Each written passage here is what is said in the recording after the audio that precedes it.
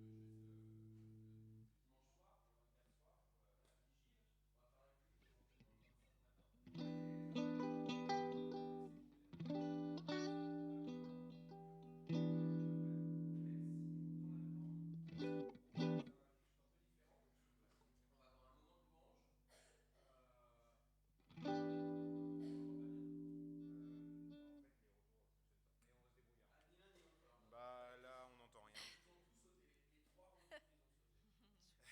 C'est l'hécatombe aussi. Ah, ok. Eux aussi, ils sont prêts pour ce soir.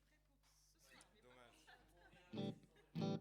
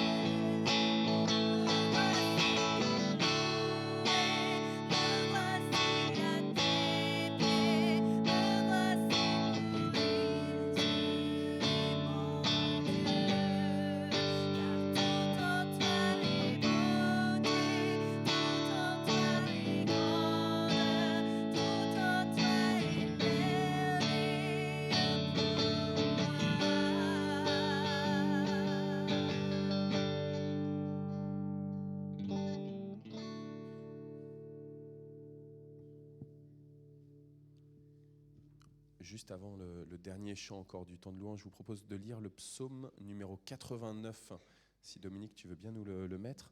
Et je vais donner le micro. Vous fallait pas être juste derrière moi, désolé. Du coup, je vous donne le micro. Ça va être affiché, le psaume 89. Et puis, au bout de quelques versets, tu donnes le micro à ta voisine, qui donnera à sa voisine, et ainsi de suite. Voilà, ça s'affiche. Regarde. Ah, d'accord. Alors, Psaume 89, 2 à 18. Donc, je chanterai toujours tes bienfaits, Seigneur. Je ferai connaître ton amour de génération en génération.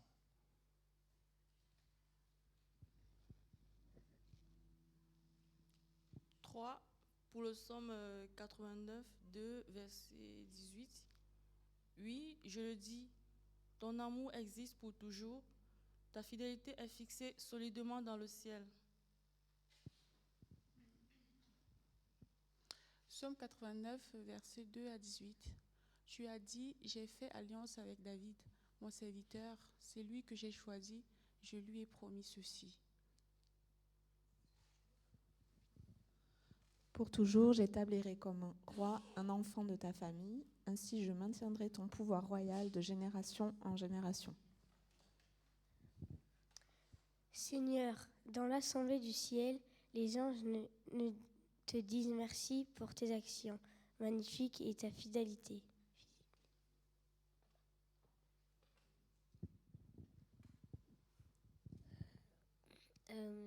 7. En effet, là-haut, qui est égal au Seigneur, qui peut se comparer à lui parmi les dieux? Dans l'assemblée des anges, tous craignent de peur devant Dieu. Il est plus terrible que tous ceux qui l'entourent. 9. Seigneur, Dieu de l'univers qui est aussi fort que toi, Seigneur, tu es toujours fidèle. 10. C'est toi le maître de la mer orgueilleuse. Dans ses vagues se soulèvent, c'est toi qui les calmes.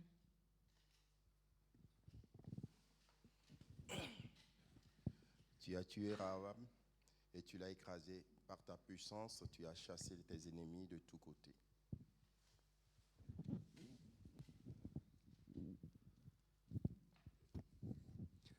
Le ciel est à toi, la petite terre est à toi, le monde entier et tout ce qu'il contient, c'est toi qui l'as fait.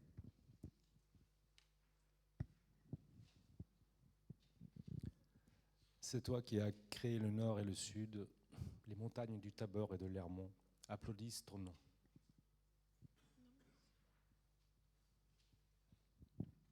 Ton bras est très fort, ta main est puissante, ta main droite est levée.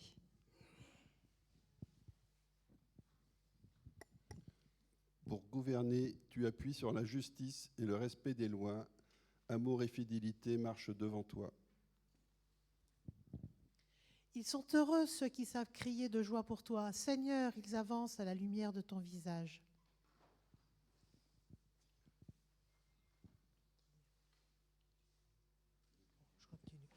En entendant ton nom, ils dansent de joie tous les jours. À cause de ta fidélité, ils se mettent debout.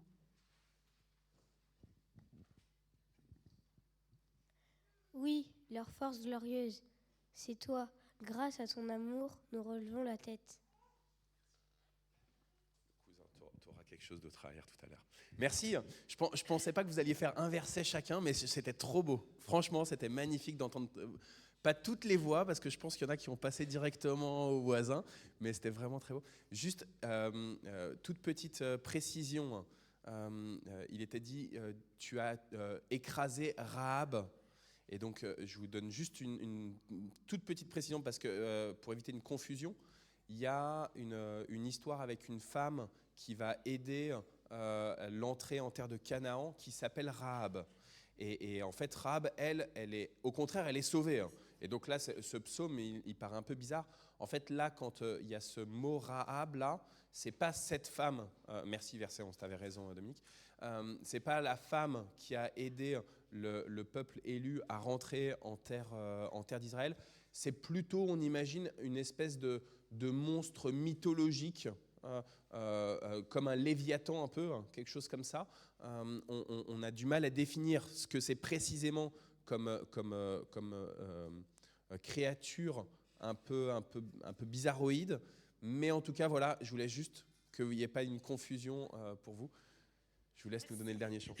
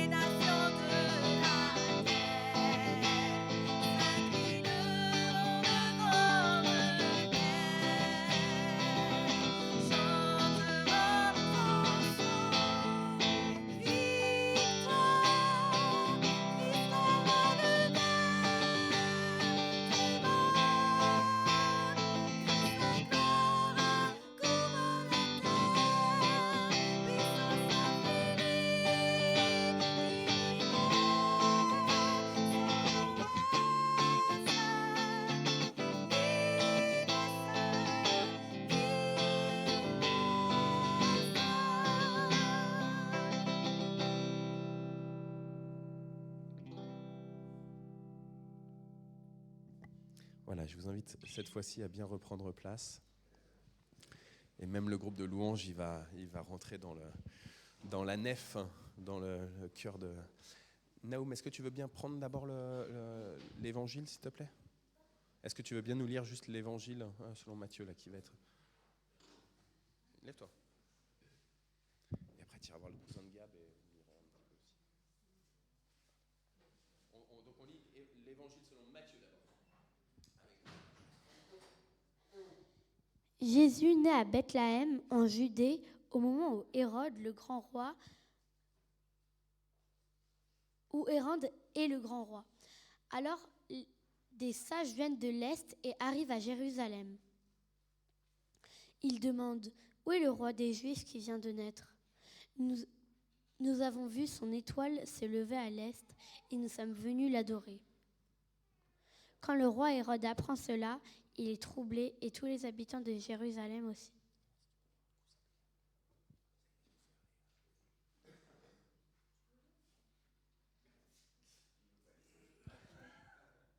Le roi réunit tous les chefs des prêtres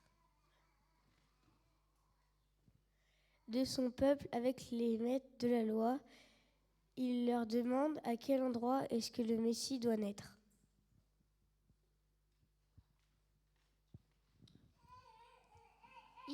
Ils lui répondent que Messie doit naître à Bethléem et en Judée. En effet, le prophète a écrit. Et toi, Bethléem, du pays de Juda, tu n'es sûrement pas la moins importance des villes de Juda. Oui, un chef va venir de chez toi. Il sera le berger de mon peuple Israël. Merci beaucoup. Je te dirai tout à l'heure, Dominique, pour le reste des textes là. C'est intéressant, juste cette question des mages qui arrivent pour voir Jésus.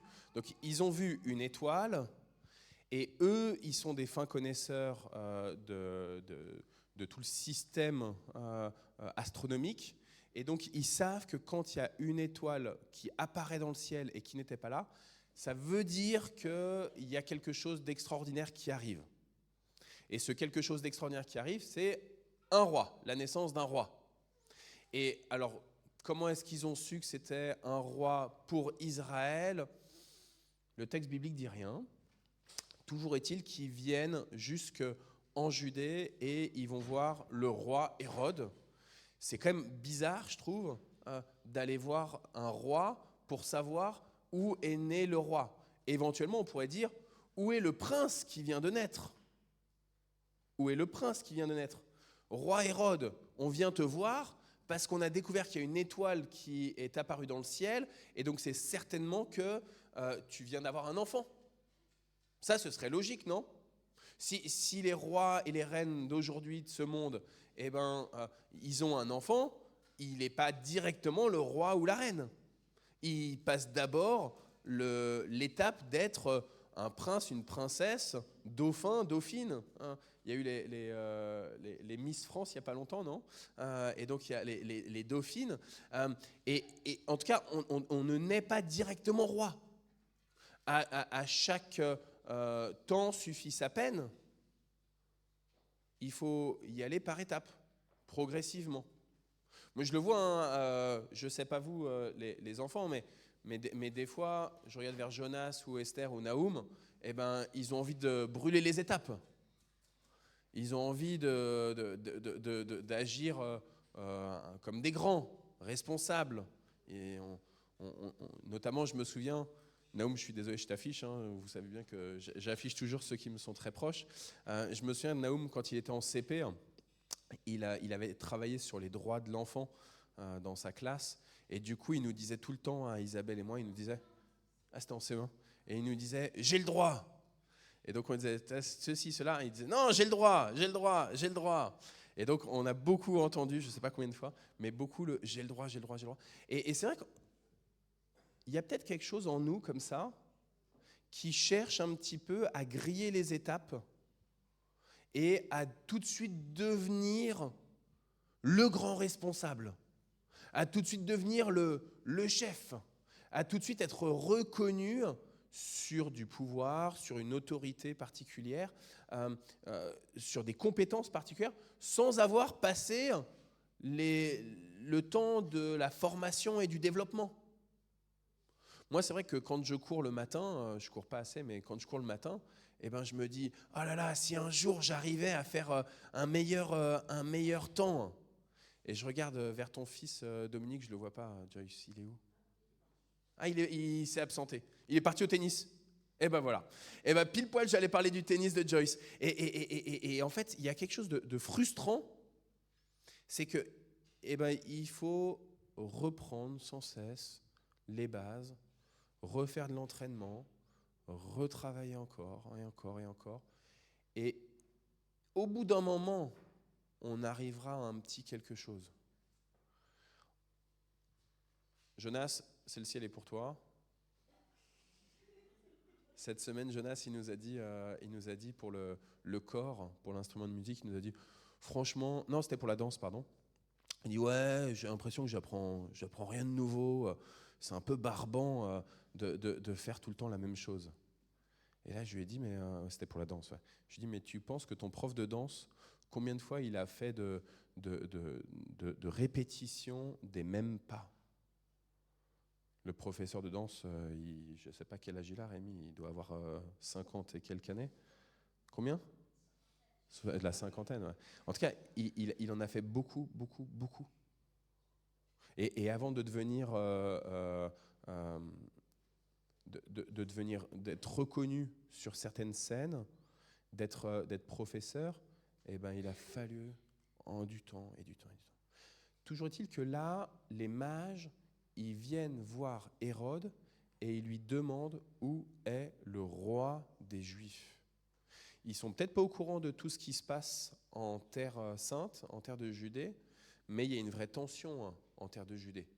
Parce que Hérode, il a une autorité qui lui est donnée, il est vraiment roi, sauf qu'en fait, il y a tout autour du bassin méditerranéen un peuple qui a colonisé l'ensemble de ce bassin méditerranéen. D'abord, c'était les Grecs, Alexandre le Grand, et puis maintenant, à l'époque de Jésus, c'est les Romains. Et donc, il y a un roi, mais le roi, c'est un peu un pantoche, c'est un peu un pantin. Il n'a pas une très très grande autorité. Et donc, les mages, ils viennent, nous dit-on, d'Orient, ils viennent voir Hérode, ils lui disent, on a vu une étoile dans le ciel, où est le roi des Juifs ? Et en fait, ils arrivent dans un lieu où c'est compliqué là. C'est compliqué pour Hérode d'accepter qu'il y ait une autorité au-dessus de lui, les Romains, sans parler de Dieu. Et c'est compliqué vis-à-vis de son peuple, parce qu'il doit faire avec, il doit ménager chèvre et chou. Quand des gens viennent vous parler de Jésus, comme les mages viennent parler de Jésus, c'est jamais le bon moment et il y a de la friction et il y a de la tension.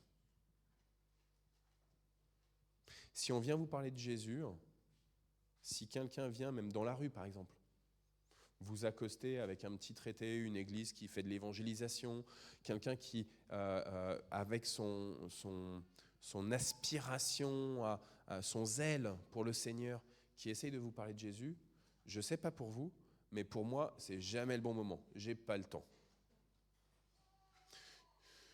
On verra ça plus tard. Et quand, des fois, j'ai des gens qui m'appellent en me disant « Pasteur, j'ai besoin d'un temps de prière », c'est difficile de prendre le temps. Hein. J'ai pas le temps. Salut Rabbi. Ça fait plaisir de te voir. Tu devrais enlever ta veste, Rabbi, parce que j'ai mis beaucoup de chauffage dans le temple là, et j'ai pas envie que tu tombes malade comme moi, je suis un peu malade. Et quand des gens aspirent à voir Jésus ou viennent vous parler de Jésus, ont besoin d'un temps d'échange, d'un temps d'écoute ensemble de celui qui est le transcendant, de celui qui est Seigneur, de celui qui couvre la terre, on a chanté juste avant, eh bien, c'est pas toujours facile de se prendre ce temps-là. Je suis désolé, mes enfants, ils sont en bas âge, donc du coup, je suis quand même souvent, pour ceux qui ne le savent pas, mais je suis souvent à prendre eux comme exemple, mais quand mes enfants, là je ne parle pas de Jésus, mais quand ils viennent me demander quelque chose, ça veut dire que je dois accepter des fois d'arrêter ce que je suis en train de faire pour répondre à leurs demandes. Ou alors, d'oser leur dire, là pour l'instant je ne peux pas, mais je vais le faire juste après, dans 10 minutes, dans 15 minutes. Mais par contre, du coup, je m'engage à le faire. Je reviens sur Jésus. Quand quelqu'un vient te parler de Jésus, comment est-ce que ça te défie, ça te challenge de prendre ce temps d'écoute, de discussion. Pour la question de l'évangélisation, sachez qu'on n'est jamais assez formé. Hein. Quand on a fait la maraude chantante la semaine dernière, donc on part dans le centre-ville et Rabbi, est-ce que tu peux juste, tu le fais comme ça juste pour que ça fasse un tout petit peu moins de bruit. D'accord, parce que sinon papa il stresse après et après il n'arrive plus à être à l'écoute. Je suis désolé, je t'ai affiché Gérald. Et donc on fait le tour du centre-ville pour chanter, c'était vraiment magnifique. Et en même temps, on rencontre quelques personnes qui sont défavorisées, donc on leur donne des petits cadeaux avec un temps de discussion avec eux et on leur annonce l'amour de Jésus. Et puis on arrive à l'hôtel de ville et puis on passe derrière dans le square Briocel. Et là, il y avait le groupe de louanges, je ne sais pas si vous avez remarqué, mais vous avez chanté. Et pendant ce temps qu'on chantait, il y en a qui faisaient plus d'évangélisation. Et il y a quelqu'un qui était en discussion. C'était juste derrière moi. Il y avait le groupe de louanges. J'étais en train de regarder le groupe de louanges, en train de chanter. Et juste derrière moi, j'entends 2 personnes qui sont en pleine discussion sur Jésus. Un qui est musulman et puis une qui est chrétienne. Franchement, je vous avoue et je confesse devant vous, j'ai tout fait pour espérer que la chrétienne, que je connais, me dise pas « Pasteur, viens à mon aide, viens à mon aide ». Je suis resté là, j'ai loué, je faisais comme si j'entendais rien de ce qui se passait derrière moi à 2 mètres, et j'entendais, le musulman, il avait des arguments, quoi. Et j'étais là, et oh, c'est bien, je chante, alléluia, alléluia. C'est difficile d'entrer en discussion. Sauf que ce musulman-là, en fait, il avait besoin de parler de Jésus. Où est le roi des Juifs qui vient de naître? Et je bénis la sœur qui, je pense qu'elle était vraiment bien, elle était la bonne personne pour lui parler en fait. Mais comment est-ce que là, à Noël, ce soir, si vous avez des repas de famille, demain, comment est-ce que l'Esprit Saint veut vous utiliser pour parler de roi des Juifs qui vient de naître? Vous connaissez vos familles, vous connaissez vos amis. Vous savez ce qu'ils pensent déjà sur votre foi. Il y en a qui sont chrétiens, il y en a qui ne le sont peut-être pas. Il y en a, ils ont peut-être dit oui un jour à Jésus, et puis maintenant, ils ont une vie où c'est peut-être plus compliqué. Peut-être au contraire, vous êtes très attaqués. Comment est-ce qu'on ose parler de Jésus? Moi, là, dans 1h30, il y a la sœur et la maman d'Isabelle qui arrivent. Ça se trouve, elles sont en train de regarder sur Facebook en même temps qu'elles sont dans le train. Je veux dire, ma belle-mère, elle est catholique, assez pratiquante. Avec l'âge, elle va un peu moins à la messe, mais quand même. Ma belle-sœur, elle n'est pas du tout croyante, parce que le papa d'Isabelle et de ma belle-sœur, de Virginie, il est agnostique, et que même s'il leur a donné le catéchisme parce qu'il était un peu forcé, il les a quand même conduits vers un agnosticisme, d'abord un athéisme et puis aujourd'hui plutôt un agnosticisme. Comment est-ce que Dieu va, moi, là je parle de moi, mais c'est la même question pour vous tous individuellement, va m'obliger à leur parler de Jésus?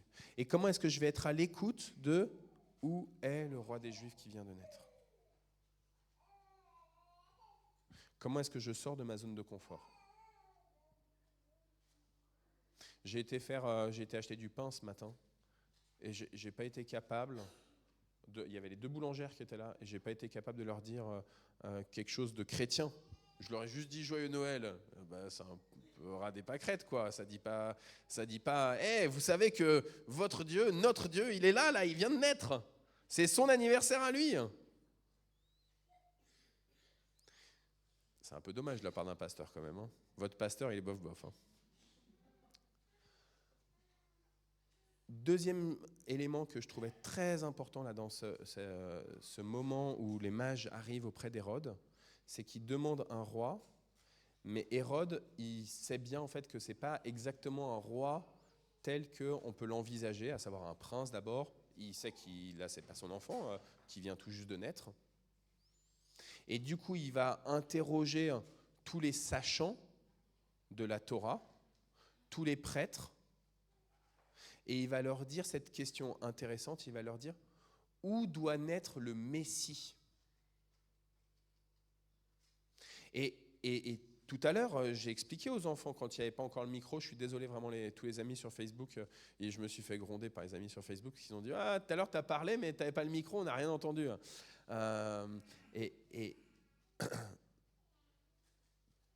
Le Messie, ça veut dire le oint, ça veut dire celui qui reçoit une onction particulière.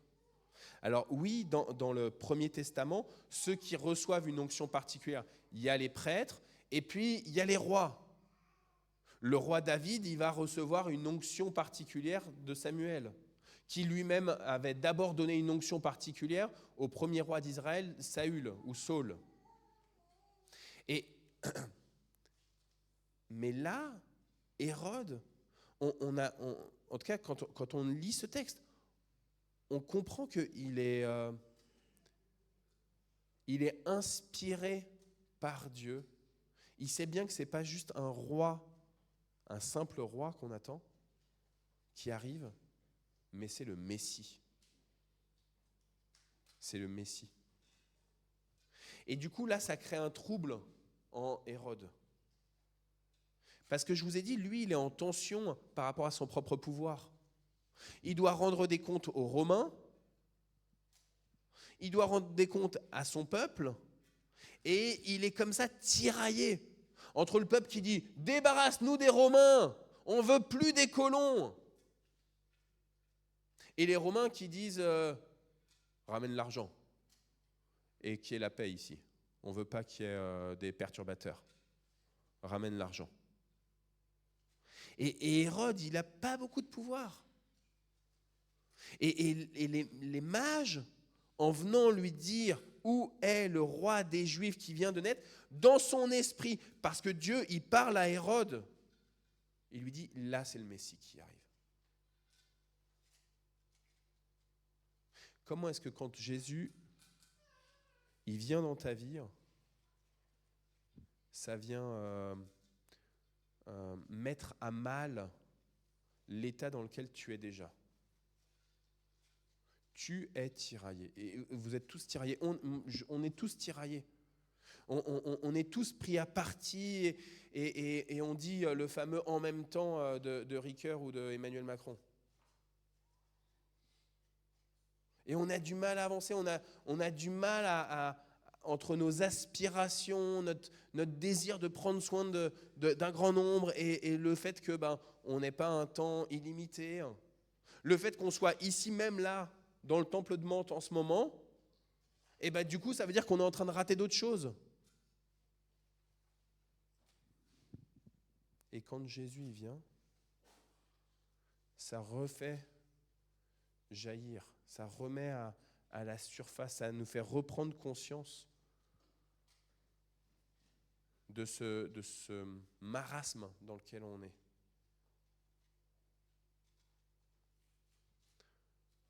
Où doit naître le Messie?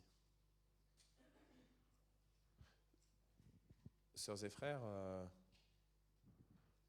ce soir c'est la nuit de Noël. Certains parmi vous peut-être ils mettent des crèches et ils n'ont pas mis le petit Jésus dans la crèche, ils l'ont caché quelque part dans un pot de fleurs à côté et ils vont le sortir qu'à minuit. Ah, ça y est, Jésus est né. Et donc c'est cette fête d'anniversaire. Alors, il y en a qui ne fêtent pas Noël, qui disent c'est trop commercial, en plus, historiquement, ce n'est pas vraiment la naissance de Jésus, le 25, etc. Ouais, après, fêtez pas vos anniversaires dans ces cas-là, parce que vous êtes déjà nés et ce n'est pas la peine de refêter vos anniversaires. Et fêtez pas... les enfants, fêtez pas vos anniversaires à l'école parce que c'est pas pile poil le jour même où vous êtes nés, quoi, voire l'heure même où vous êtes nés. C'est symbolique. C'est juste symbolique, Noël. Sauf que dans ce jour symbolique, le roi et Messie, Jésus-Christ, il vient naître dans vos vies. Et c'est ça là que les mages, en apportant de l'or, ça y est, j'en viens enfin, qui viennent apporter de l'or, ils viennent offrir à vos propres vies. Ils viennent offrir à Jésus de l'or, mais en fait c'est à vous qu'ils offrent de l'or. Regarde, le roi naît chez toi, en toi. Et du coup, quand on est face à un roi, je ne sais pas si... non, tout à l'heure, on avait un chant qui disait « Tous les peuples vont se... » Il y a eu s'agenouiller, mais il y a eu aussi s'abaisser. Et comment est-ce qu'on se comporte quand on décide qu'on accepte qu'il y ait un roi qui dirige notre vie? Est-ce qu'on dit oh, rien à faire, de toute façon j'ai le droit, j'ai le droit, j'ai le droit. Mais je ne crois pas qu'on est appelé à ça.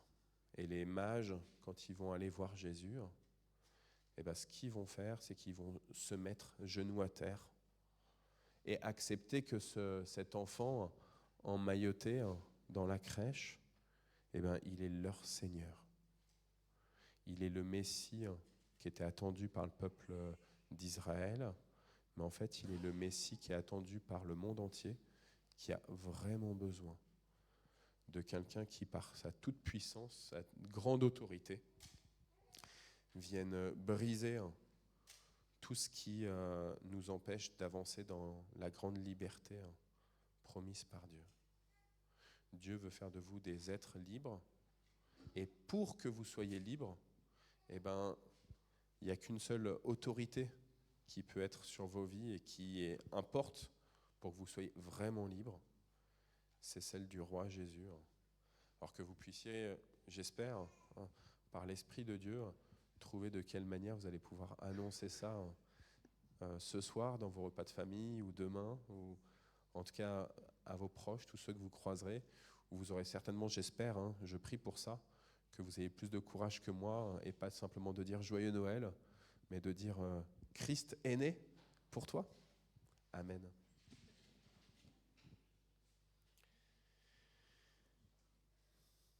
Je vous propose de laisser juste quelques secondes, voilà, on médite peut-être un peu, ou on prie intérieurement.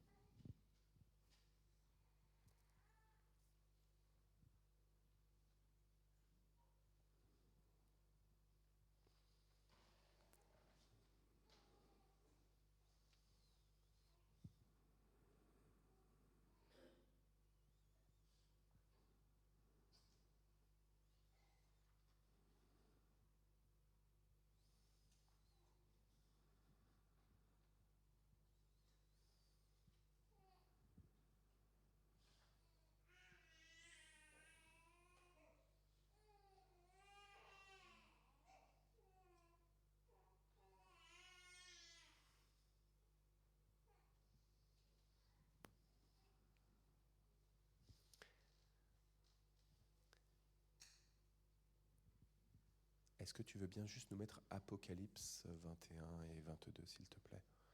Et je vais vous le lire.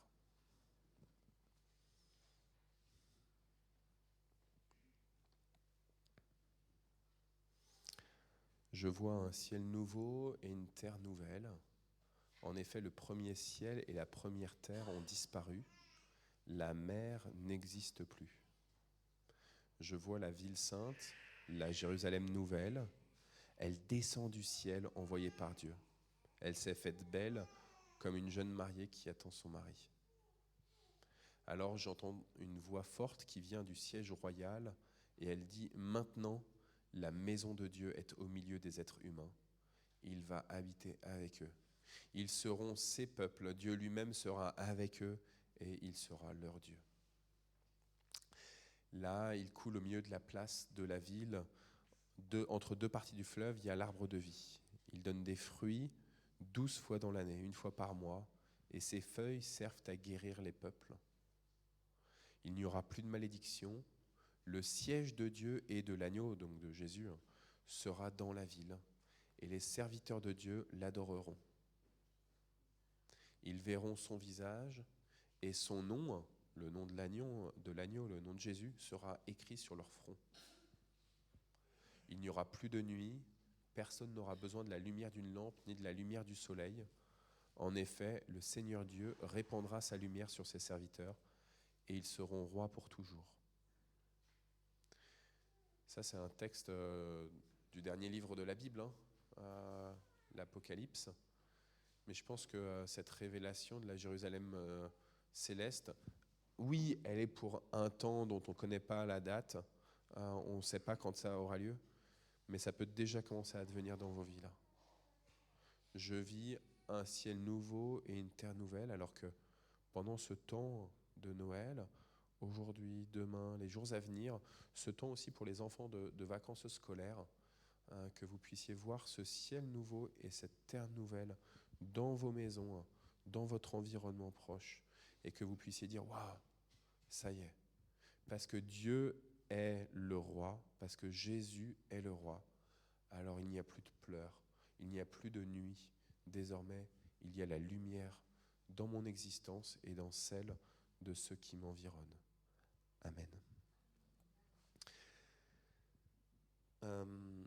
Je vous propose qu'on prenne juste le culte du jeudi qu'on a habituellement. On fait un temps d'intercession en demandant aux gens s'il y a d'abord des sujets comme ça à la volée.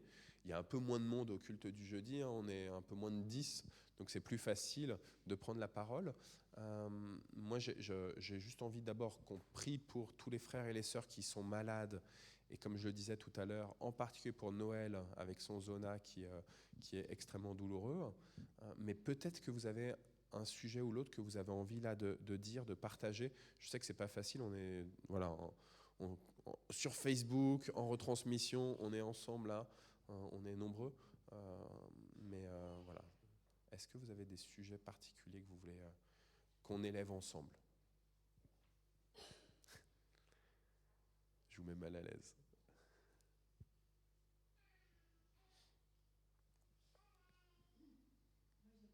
Tu veux le micro ou tu veux? Ouais.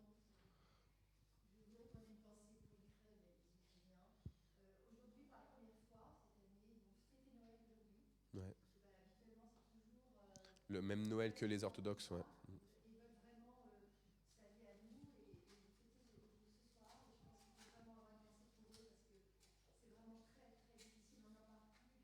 Ouais.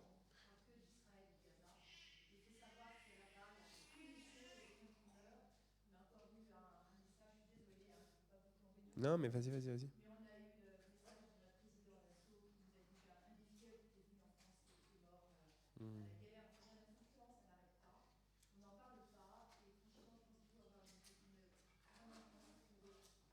Et comme souvent, en fait, c'est que quand on est au contact, c'est là où on entend les morts, etc. Et c'est-à-dire que même par rapport à Israël ou Gaza, on entend, voilà, il y a 20 000 morts, mais en fait, il n'y a pas de visage pour nous. Alors que toi, étant au contact avec un certain nombre d'Ukrainiennes et d'Ukrainiens, et en particulier, on pense évidemment à Victoria, on pense à son mari là-bas, à Kiev. Et ouais, mais globalement pour le peuple en Ukraine. Ouais. Et donc Noël, là je le répète un petit peu pour les sœurs et les frères qui sont connectés. Et donc Noël en Ukraine sera fêté aujourd'hui, selon le calendrier, on dit latin, et non selon le calendrier orthodoxe, donc le calendrier d'Europe de l'Ouest. Je pense qu'on peut continuer de prier. Je vois Dana, tu es avec la petite Mina. On est tellement bénis d'avoir la petite Mina avec nous. Mais du coup, je pense qu'on peut aussi prier pour les deux autres sœurs qui sont enceintes. Donc, on prie pour Shalini et on prie pour Sonia. Donc voilà, on a hâte aussi que leurs enfants puissent arriver. Non, on a hâte, mais il faut que ça arrive en temps et en heure. On ne veut pas précipiter, mais qu'on puisse avoir comme ça ces trois petits-enfants qui auront à peu près le même âge. Voilà. Est-ce que vous avez d'autres sujets ?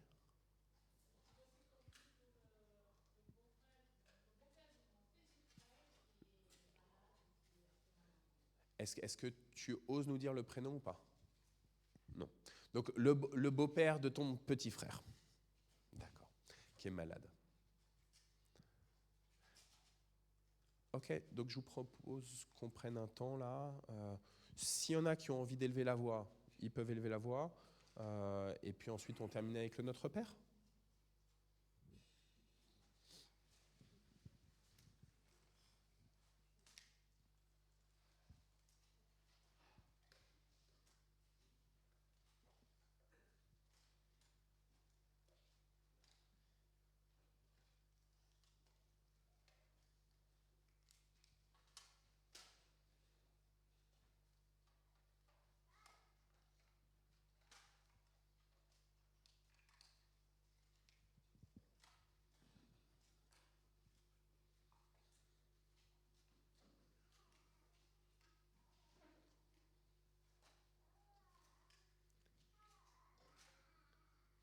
Seigneur Dieu, face à la tentation de l'anarchisme spirituel, où on essaye de croire qu'on peut vivre sans aucune autorité au-dessus de nous, eh ben, je veux te confier, Seigneur, justement tous ceux qui sont en conflit avec cette idée que tu es roi. Et donc je te demande de les apaiser, et on ne peut pas intellectuellement leur faire entendre raison sur ton autorité. Alors voilà, je te demande que par ton esprit, ce soit toi qui les convertisse. Sauve ce monde, Seigneur, s'il te plaît. Parlons de Jésus.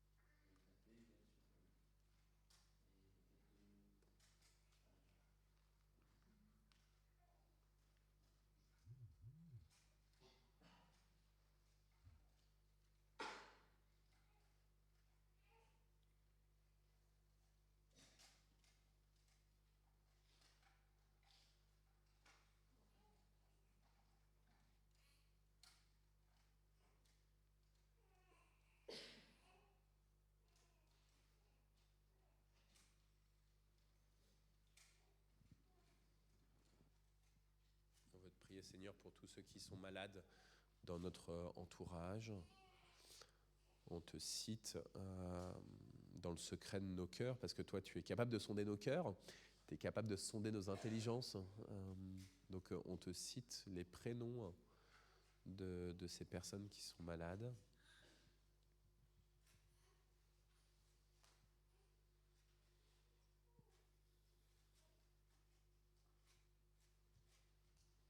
Ceux qui ont une maladie saisonnière, passagère, ceux qui ont une maladie plus importante encore et qui les emmène petit à petit vers la fin de leur existence terrestre, de leur vie terrestre. On te demande, Seigneur, d'être celui qui apporte consolation, paix, guérison.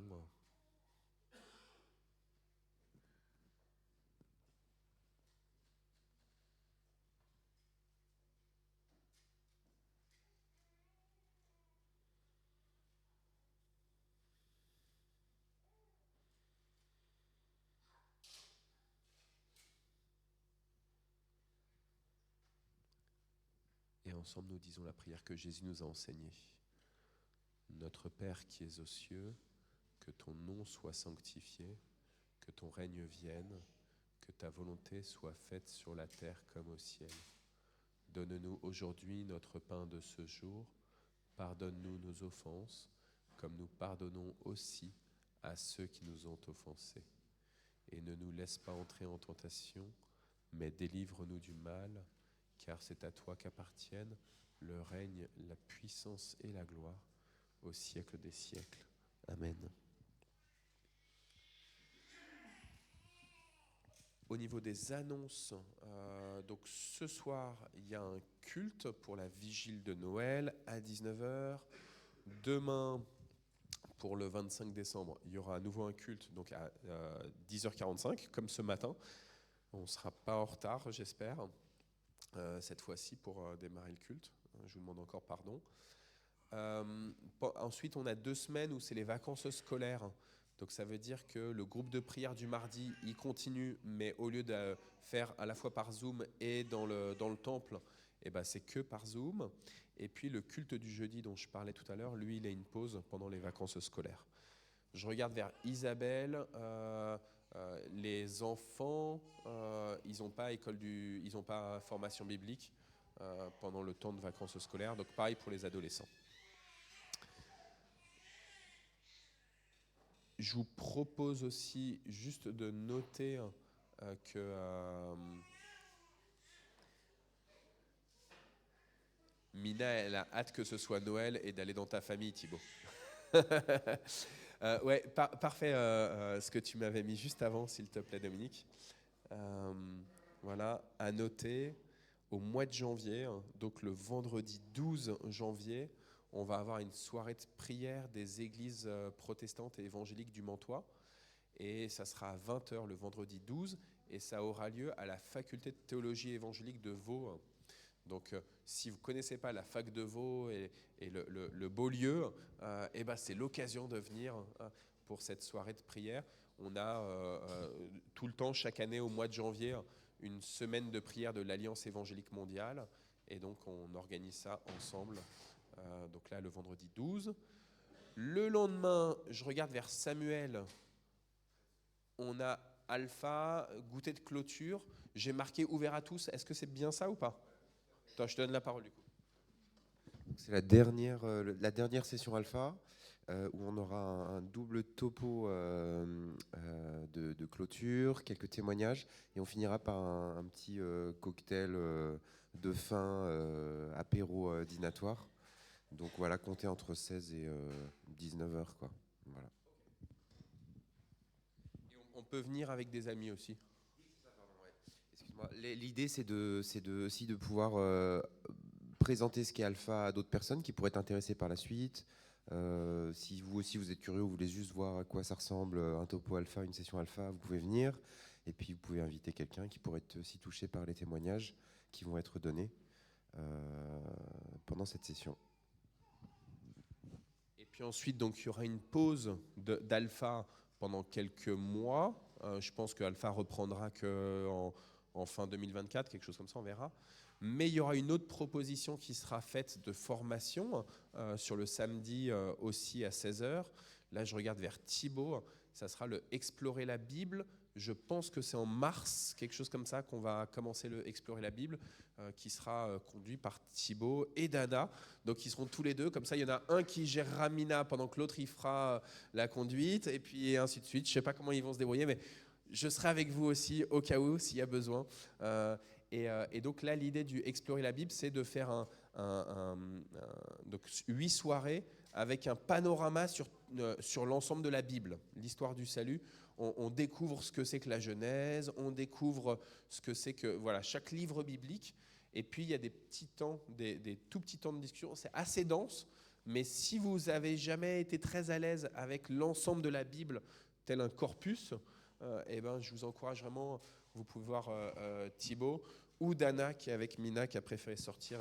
Je pense qu'elle stressait du fait que Mina elle pleure un petit peu.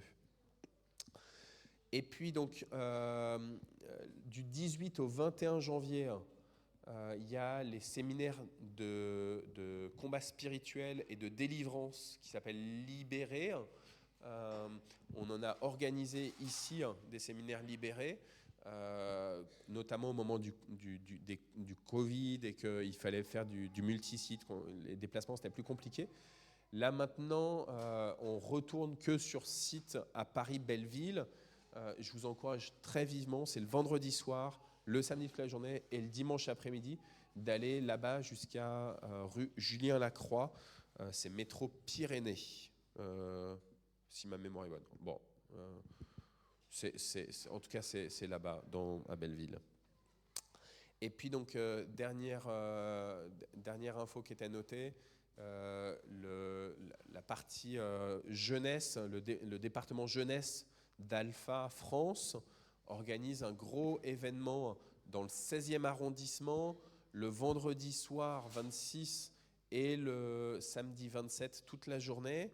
avec des groupes de musique qui vont venir, avec ceux qui ont fondé Alpha, Niki et Pipa, avec voilà, plein de propositions pour les jeunes. Est-ce que Samuel, tu sais, c'est à partir de quel âge? Est-ce que si je prends Joshua et Jonas avec moi, est-ce qu'ils ne sont pas un peu trop jeunes? C'est à partir de 16 ans plutôt. Ouais. Donc pour les 16-25, il y a à la sortie sur la petite table, il y a des petits flyers là, en format carré avec marqué Alpha Youth. Excusez-moi mon accent. Et voilà, n'hésitez pas à les prendre. Est-ce que il y a des enfants qui veulent bien s'occuper des petites skateuses? Ouais. Eh ben, c'est bon. On a Tia aussi. Merci Gab, merci Tia. Iliane, la prochaine fois, tu peux aussi, hein, tu sais. Voilà. Que chacun donne selon sa conscience. Je vous signale aussi, on a fait une publication là sur Facebook. Ceux qui veulent voir, derrière, on a refait la terrasse parce qu'elle commençait à être vraiment dangereuse. La terrasse en bois, par l'humidité, elle avait été assez abîmée. Et puis, on a, en tout cas, à ce que je sache, des sœurs, 3, qui ont, quand il faisait mauvais temps, qui ont glissé sur la terrasse et qui se sont fait un peu mal au derrière. Nathalie, spéciale dédicace pour toi qui t'étais fait mal au derrière sur la terrasse en bois. Mais ce n'était pas la seule, je vous dis, il y en a 3 que je sais. Et donc du coup, le conseil a décidé de changer la terrasse avec la commission maintenance et sécurité.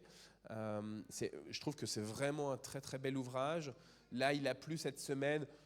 On a essayé de courir avec les enfants dessus. Ça tient super bien, c'est propre, etc. Le seul truc, c'est que concrètement, la terrasse, elle a quand même coûté un bras ou un rein. Elle a coûté 13 000 €.